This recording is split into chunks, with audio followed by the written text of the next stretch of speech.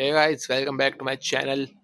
सो मेरे cutie पटूटी viewers, तो तुमने बहुत अक्सर सुना होगा कि जो इंसान के पास बहुत जल्दी पैसा आ जाता है, जो बहुत जल्दी ऊपर जाता है उतनी जल्दी नीचे आता है। किसी के पास लॉटरी आती है तो वो 3 से 5 साल में वापस जमीन पे आ जाता है, धरती पे आके गिर जाता है, टूट जाता है, भिखारी हो जाता है, सड़क पे आके भीख मांगता है ट्रैफिक लाइट पे। तो क्या ये सच है? तो आज मैं तुम्हारा इस मिथ को बस्ट करूंगा। So no, according to a study, only 33% of the lottery winners go bankrupt within 3 to 5 years. तो बेसिकली 100% में 33% ऑब्वियसली काफी बड़ा नंबर है, बट नॉट एज absurd कि 70% गरीब हो जाते हैं, ट्रैफिक पे भीख मांगते हैं। No, the number is much smaller, 33%। और जो ये 33% गरीब हो जाते हैं, तो ये क्यों होते हैं? तो आज की इस वीडियो में मैं तुम्हें बताऊंगा, क्योंकि मैं पॉइंट लिख के लाया हूँ और अब तुम्हें मेरी यैपिंग सुननी पड़ेगी अगले 5 मिनट। सो रीजन नंबर 1, एकदम से पैसा आ जाता है तो इंसान कंफ्यूज हो जाता है और उनकी आइडेंटिटी एक तरह से शॉक में चली जाती है कि शेट, मैं तो मिडिल क्लास था, अब इतना सारा पैसा हो गया, मैं कहाँ खर्च करूँ, पहले क्या खरीदूँ। अब मैं मिडिल क्लास नहीं हूँ, अब मैं इतना सारा पैसा है मेरे पास, what should my first step. तो एनजाइटी होती है एंड ऑल दैट, और इंसान का काल्म चला जाता है एंड नर्वस हो जाता है। सो गलत डिसीजंस ले लेता है। This was the reason number 1। Reason number 2, lack of financial literacy. तो तुम सोच रहे होगे मैं तो बहुत स्मार्ट हूँ भाई, मेरे पास 100 करोड़ आएंगे तो मैं इतना अपने पास रखूंगा, इतना इन्वेस्ट, इतना ये, इतना वो, इतना खर्चा।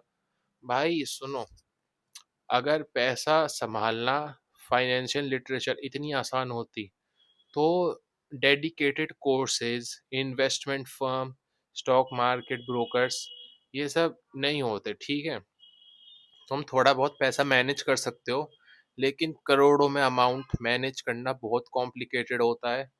और उसके लिए डेडिकेटेड टीम चाहिए होती है। अकेले इंसान के लिए जिसके पास इतनी नॉलेज नहीं है तो वो नहीं कर सकता इतना कुछ फाइनेंशियली बजट करना, ये वो। और तो that was my second point. My third number 3, my third point is lifestyle inflation. So you if you get 100 crores and you would think let's buy a 20 crores house, 10 crore car, 10 crore worth of car and all that, you would think ये एक time की purchase है। नहीं, एक इतना बड़ा घर को तुम संभाल नहीं पाओगे, नौकर चाकर रखने पड़ेंगे जो घर की साफ सफाई करेंगे, जो तुम्हारे घर के बाहर इतना सेक्सी गार्डन है, सेक्सी स्विमिंग पूल है, वो लिटरली हर कुछ हफ्तों में, हर कुछ लिटरली ऑलमोस्ट हर हफ्ते तुम्हें साफ कराना पड़ेगा, वरना पूल में बैक्टीरियाज हो जाएंगे। एंड डीप क्लीनिंग और पूरे घर की सफाई, और टाइम टाइम पे जो टाइल्स है, टाइल्स की पॉलिशिंग और प्लम्बिंग एंड संडास साफ। हम लोग इतनी देर से संडास वगैरह डिस्कस कर रहे थे, अब हम और चीज़ें भी डिस्कस करेंगे। सो नेक्स्ट रीज़न है सोशल एंड फैमिली प्रेशर। तो तुमने भुवन बाम की सीरीज़ देखी है ढिंडोरा?